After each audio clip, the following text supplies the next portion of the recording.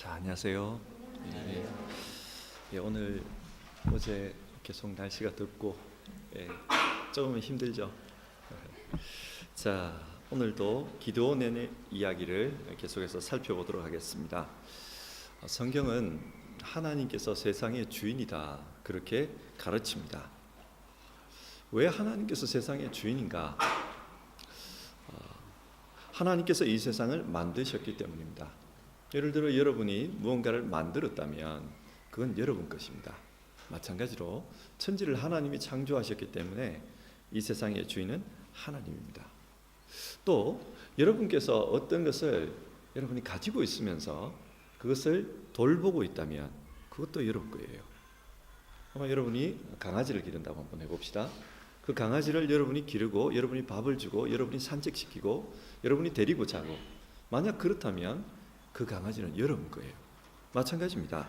하나님께서 이 세상을 돌보시고 계시기 때문에 이 세상은 하나님의 것입니다. 하나님이 주인입니다. 하나님께서 이 세상을 돌보신다는 증거가 어디에 있는가? 성경은 기드온 이야기를 통해서 그것을 이야기해 줍니다. 사실 기드온 때에 이스라엘하고 미디안 사이에 전쟁이 일어나는데 군대의 숫자에서 볼 때 이스라엘과 미디안은 상대가 되질 않습니다. 이스라엘이 너무 약해요. 또 군대 지휘관, 장군의 능력을 볼 때도 이게 게임이 되지가 않아요. 너무 약합니다. 그럼에도 불구하고 이 전쟁에서 누가 이겼는가? 이스라엘이 이겼습니다. 300명으로 13만 5천 명을 상대해서 이겼습니다. 성경은 이걸 통해서 하나님께서 이스라엘을 돌보고 있다, 이걸 보여주는 거예요. 300명하고 13만 5천 명이 싸워서 정상적으로 이기지를 못합니다. 300명이 이기지를 못합니다. 그런데도 300명이 이기는 이 이야기를 통해서 하나님께서 이스라엘을 돌봐주고 있구나, 그걸 보여주는 겁니다. 하나님은 내가 너희를 지키고 있다, 걱정하지 마라, 이걸 사람들이 알아주기를 원했습니다. 그런데 이 전쟁이 다 끝나고 나서 이상한 일이 벌어진 거예요. 22절을 보시면 그 뒤에 이스라엘 사람들이 기드온에게 말하였다. 장군께서 우리를 미디안의 손에서 구하여 주셨으니 장군께서 우리를 다스리시고 대를 이어 아들과 손자가 우리를 다스리게 하여 주십시오. 이 이야기를 해요. 이 이야기에서 우리가 주목해 볼 것은 장군께서 우리를 미디안의 손에서 구원하여 주셨으니 라는 말입니다. 자, 여러분, 이 이스라엘과 미디안 사이의 싸움, 게임이 되지 않는 싸움입니다. 300명 대 13만 5천 명. 그런데 이스라엘이 이겼어요. 누가 잘해서 이긴 겁니까? 이건 하나님의 구원, 하나님이 돌봐주셨다, 그걸 말하는 겁니다. 그런데 사람들은 이 전쟁이 끝나고 나서 누가 우리를 구해줬다, 누가 우리를 구원해줬다라고 말하느냐 하면은 장군께서, 즉 기드온 당신이 우리를 구원해줬습니다, 그렇게 이야기하는 거예요. 아마 기드온은 이 이야기를 들었을 때 기분이 좋았을 거예요. 사람들이 자기를 영웅 취급해 주니까 굉장히 좋았을 것입니다.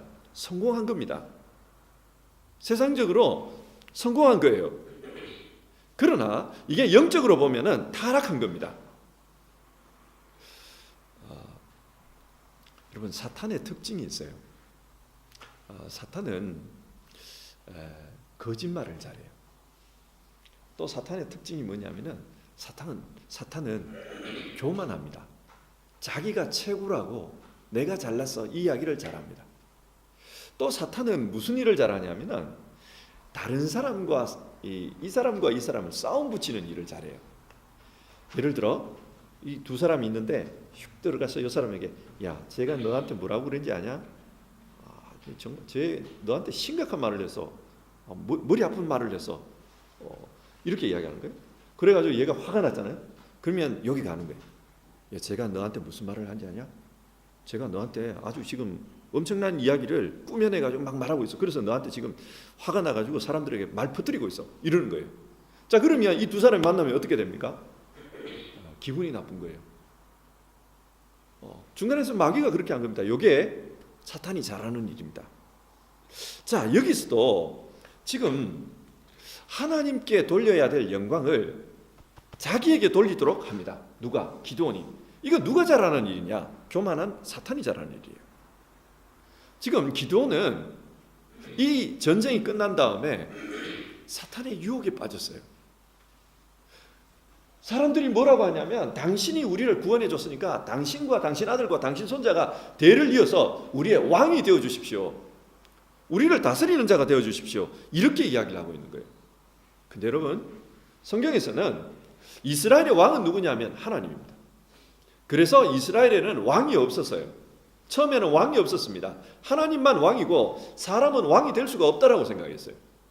그런데 지금 기드온에게 당신이 왕이 되어 주십시오. 당신이 우리의 주인입니다. 이야기를 하는 거예요. 기드온은 기분은 좋았을 거예요.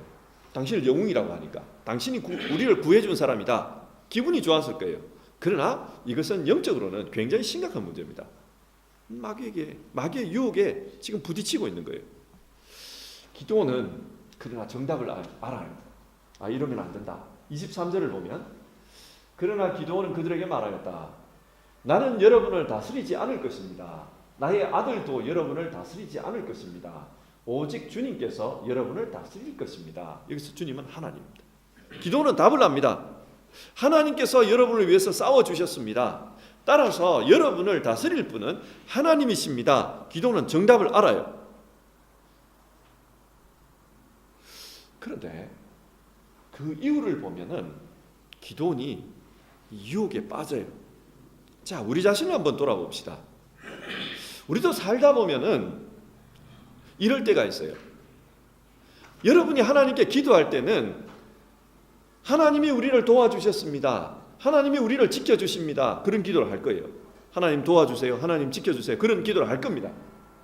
그러나 실제로 여러분이 어떤 일이 잘 되었다. 어떤 일이 성공을 했다. 그러면 하나님이 나를 도와줘서 그렇다는 생각을 잘 못할 경우가 많아요. 그래, 내가 열심히 노력했지. 내가 좀 똑똑하기는 해. 그래, 좀 생겼지 내가. 이런 생각을 한다는 거예요.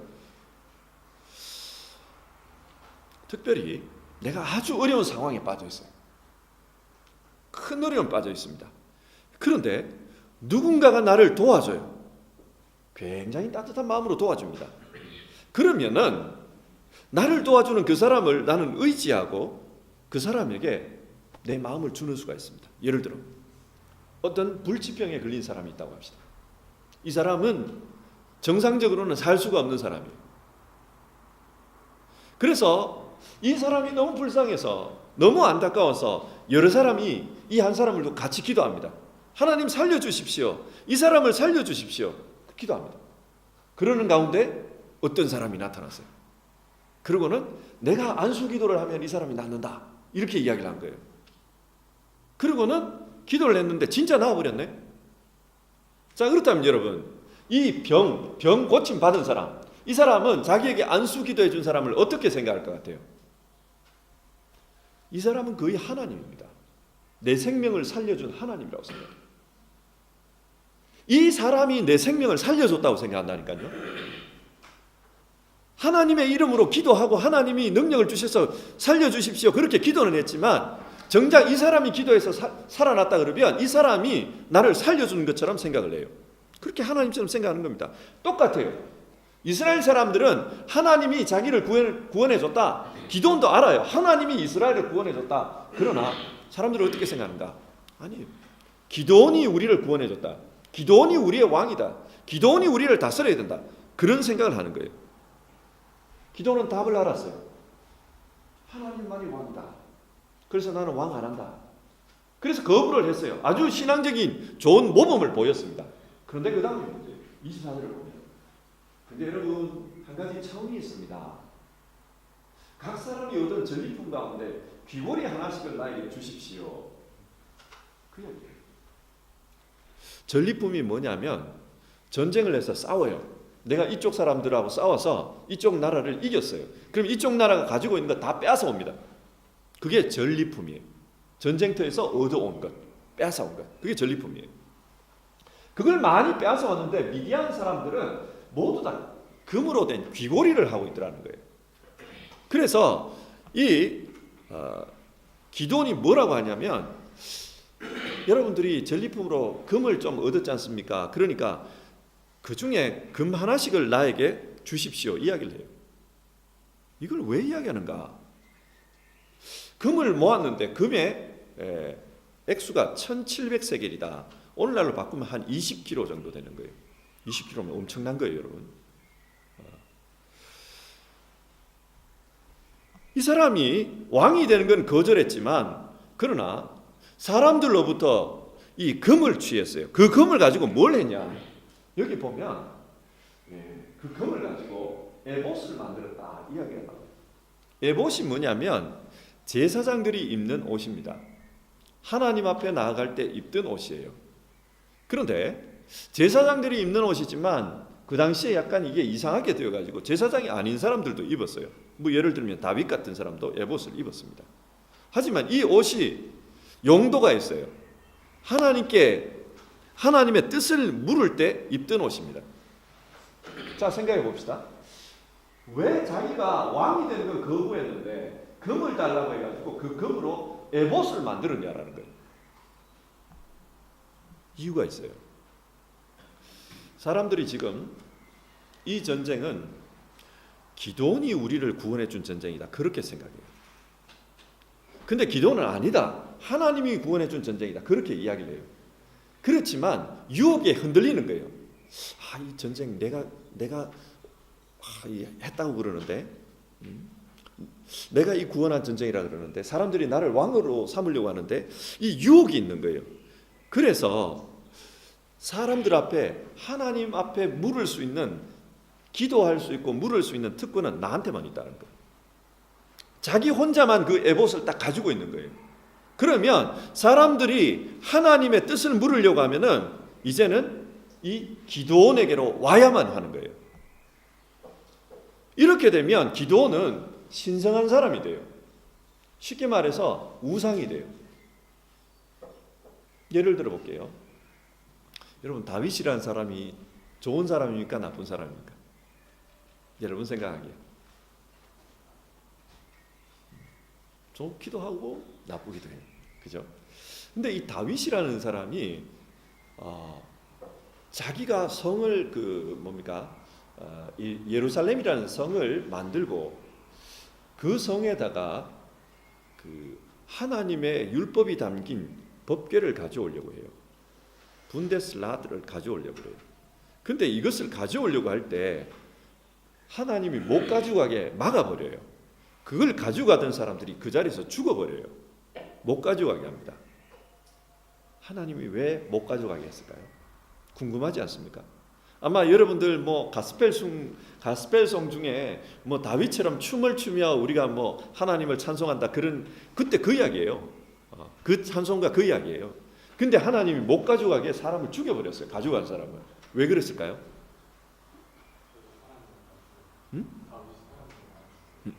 그거는 좀 다른 이야기. 지금 다윗이 계획하는 건 뭐냐면, 이게 예루살렘이라고 합시다. 요 예루살렘에 법궤를 갖다 놓으면 이 성 자체는 이제 법궤가 있는 하나님의 집이 되는 거예요. 이 성 자체가. 자, 그러면 이 성을 누가 세웠습니까? 이 성에서 누가 삽니까? 다윗이 사는 거예요. 그러면 다윗은 하나님의 집에 사는 사람, 하나님의 집을 보호하는 사람, 따라서 다윗은 하나님을 위한 넘버원 이렇게 되는 거예요. 그거 하나 갖다 놓으면 모든 사람들이 다윗을 신성하게 본다는 거예요. 지금 이 사람이 그걸 하는 거예요. 이걸 하나 에봇을 만들어 놓고 이걸 통해서 하나님께 물으라. 다른 데서 물으면 안 된다. 꼭 나에게 와서 물으라 이러면 자기 자신이 신성하게 되는 거예요. 우상이 되는 거예요. 그런데 결과가 어떻게 됐는가? 27절을 보면 이런 말이 나와요. 그러자 온 이스라엘이 그곳에서 그것을 이라는 거예요. 이 에봇입니다. 옷입니다. 그것을 음란하게 섬겨 그것이 기도원과 그 집안의 올가미가 되었다. 이런 말이 나와요. 음란하다 이 말은 우상 숭배를 많이 했다는 뜻입니다. 그리고 올가미가 되었다. 이 말은 올가미는 동물을 죽일 때 만드는 덫이에요. 그러니까 이게 이스라엘 사람들을 죽이는 그런 도구가 되어버렸다. 이 말이에요. 이 사람은 자기의 권위를 계속 지키기 위해서 자기를 신성하게 만들기 위해서 에봇을 만들어 놓은 거예요. 근데 그게 결과론적으로 어떻게 됐냐면 자기의 명예는 올라갔지만 그것 때문에 다른 사람들은 우상을 섬기게 됐고 다른 사람들은 그 올가미에 걸려서 죽게 되었다는 거예요. 영적으로 죽어버렸다는 겁니다. 자, 여기서 성경이 말씀하는 걸 한번 생각해 보십시오. 하나님을 왕으로 섬기는데 방해물이 누구냐라는 거예요. 이 기드온입니다. 뭐 때문에 하나님을 섬기는데 방해물이 됐냐? 에봇 때문이에요. 왜 이걸 만들었냐? 자기 명예 때문이에요. 내가 사람들에게 계속해서 존경받고 싶어서 그런 거예요. 그래서 결국은 이스라엘 전체를 죽이는 올가미를 놓아버렸어요. 다 죽이는 거예요. 이런 일들이 우리에게도 많이 있습니다. 여러분, 하나님 도와주십시오. 예를 들어 생각해 봅시다. 하나님 도와주십시오. 도와주셔서 내가 성공하면은 하나님을 위해서 내가 착하게 살고 훌륭한 일을 많이 하겠습니다. 사람들이 그런 기도 잘해요. 그렇게 기도해서 성공을 했어요. 성공을 하면 사람들이 어떻게 생각하느냐? 하나님이 나를 도와줬다. 그 생각 안 해요. 내가 성공했다고 생각해요. 그러면 성공한 사람은 어떻게 살아가느냐? 내가 존경받고 싶고 영광을 하나님께 돌리는 게 아니라 내가 영광을 얻고 싶은 거예요. 그래서 마귀의 짓을 하는 거예요. 그리고 다른 누군가에게는 올가미 역할을 하는 거예요. 여러분께 조심스럽게 제가 이야기합니다.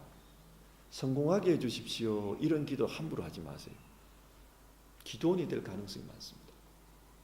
그거보다는 먼저 하나님 내게 겸손한 마음을 주십시오. 그 기도를 먼저 하십시오. 하나님 말씀하셨습니다. 자기를 낮추는 자를 하나님께서 높여주신다 그랬어요. 여러분께서 하나님 앞에 겸손하게 살면 오히려 하나님이 여러분을 성공시켜 주실 겁니다. 그러나 여러분 스스로가 기드온처럼 성공하고자 그러면은 오히려 서로 죽는 일이 발생할 수도 있다라는 겁니다.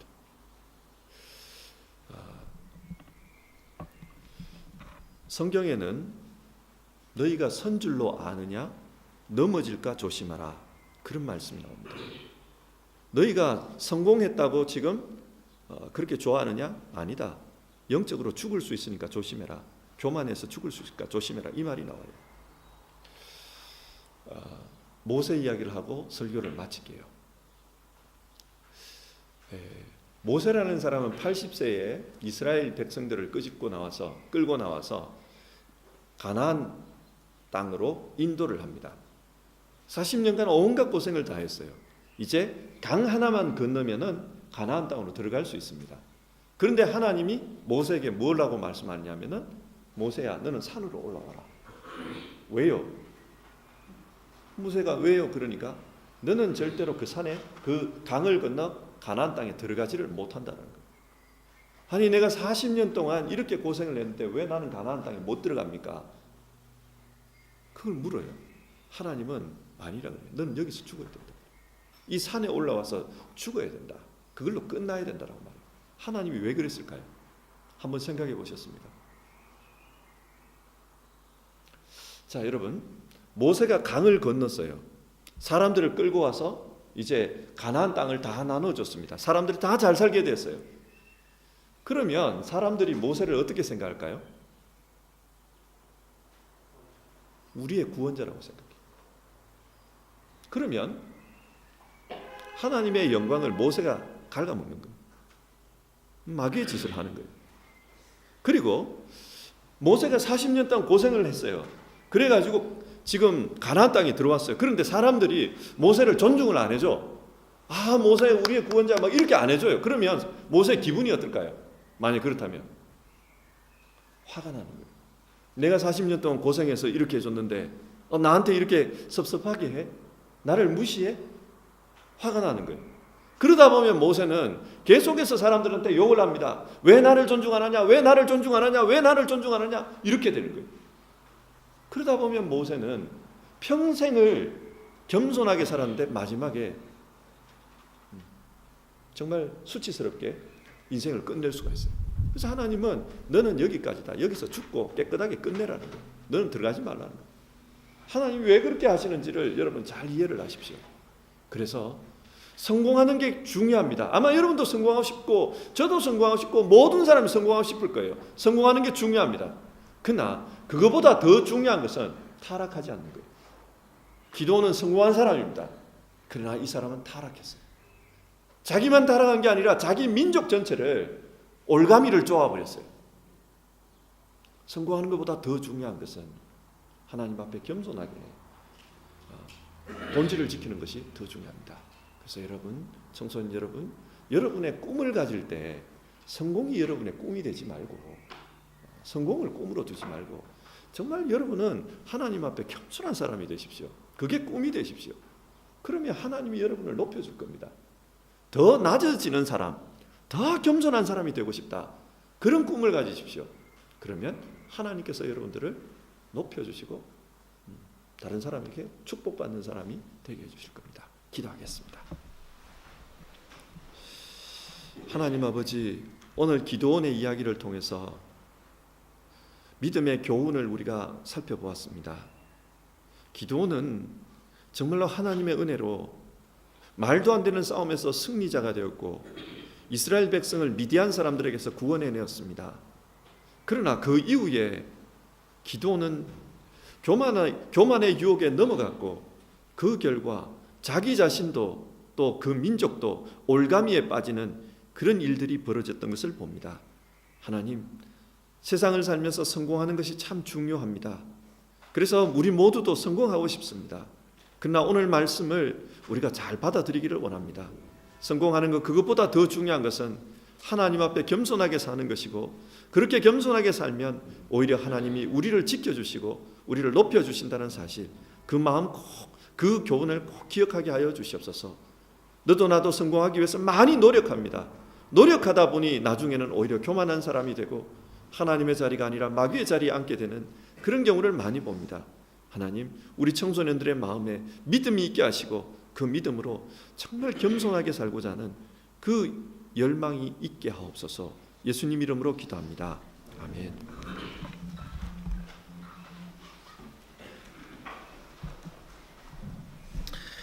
다 같이 사랑의 나눔을 함께 부르시겠습니다.